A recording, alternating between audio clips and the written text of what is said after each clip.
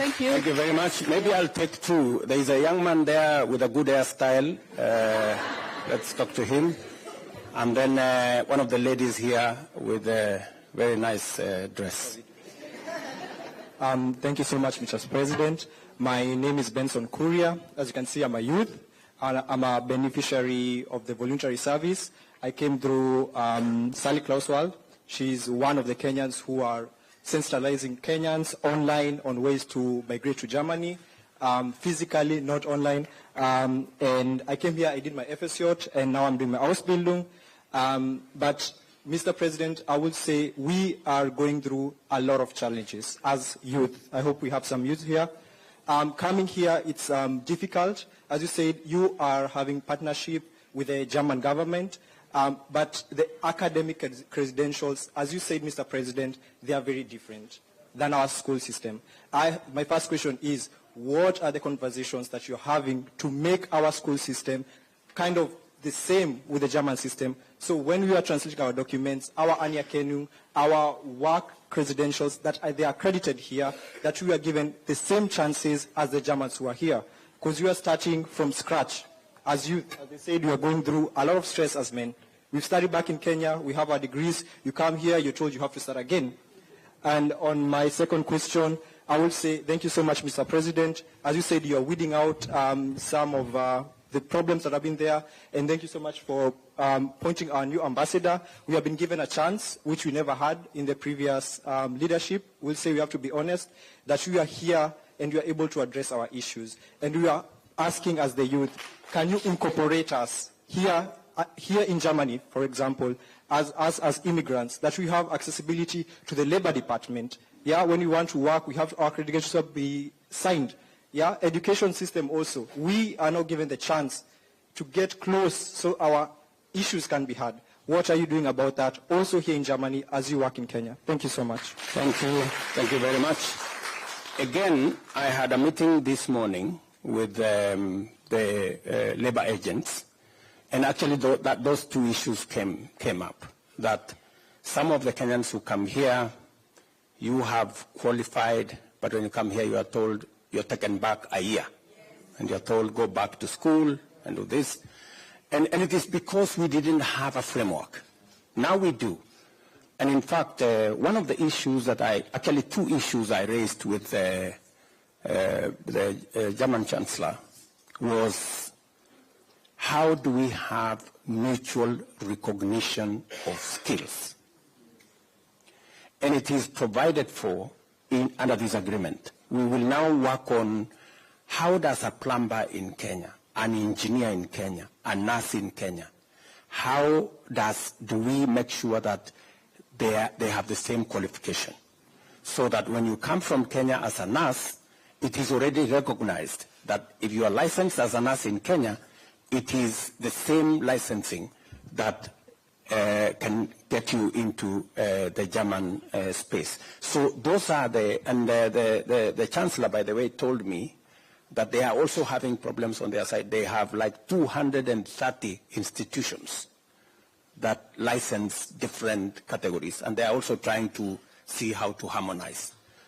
So it's not only a challenge on our side, but it's also a challenge on the German side. But you know, this agreement now creates the ecosystem for us to sort out these challenges. In the past, there was no framework.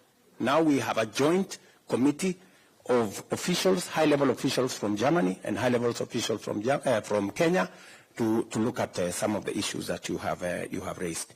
You have said, Mr. Kuria, that you want to be involved. You know, you want to be. The other issue was education. How do we also facilitate continuous training, making sure that you can improve on your skills, you can enhance your skills? And one of the organizations that we met this morning was actually saying they are going to provide that opportunity. They already have offices in India because there is a big market. Talent Orange. There is a group called Talent Orange and others. So I think now that we are having this conversation, it will become much more easy because we are now organized. And hopefully we can be able to support you better. Yes, Madam, you have something to say? Thank you. So my name is Dr. Rahab Njeri. I'm from the University of Cologne. I am a historian, community and scholar activist, and I sit currently in a position that has never been in the history of Germany in a university.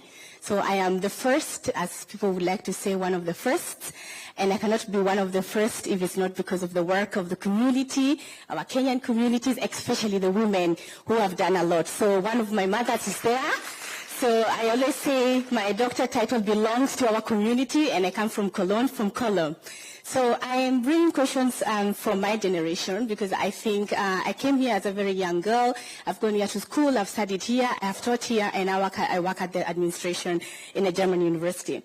So one of the questions is, especially when it comes to the diaspora, the voices of the diaspora, the young diasporans living here, and I think that this has also been mentioned. We understand the language, we know the system.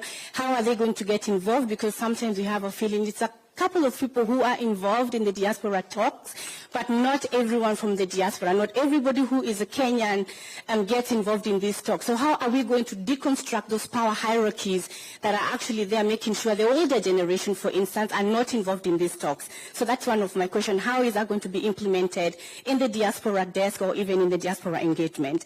And the other one is in concern of labor mobility, and these are questions that I'm bringing from NRV.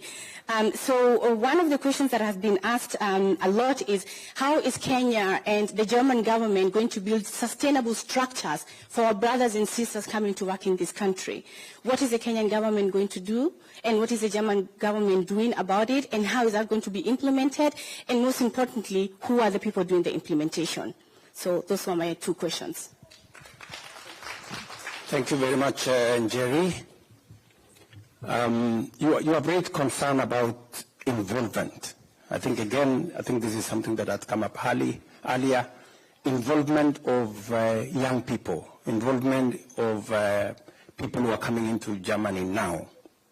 I'm told that there is a small problem between the diaspora organization, but this is purely a diaspora people's challenge here. You need to sit down amongst yourselves and sort yourselves out. I mean, honestly, you know, we would, you know, if we came as government and imposed on you people, it would be wrong.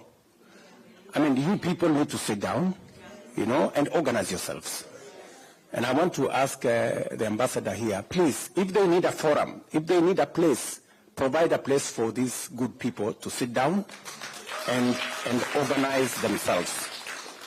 It would be very good if we have the people who said they have been here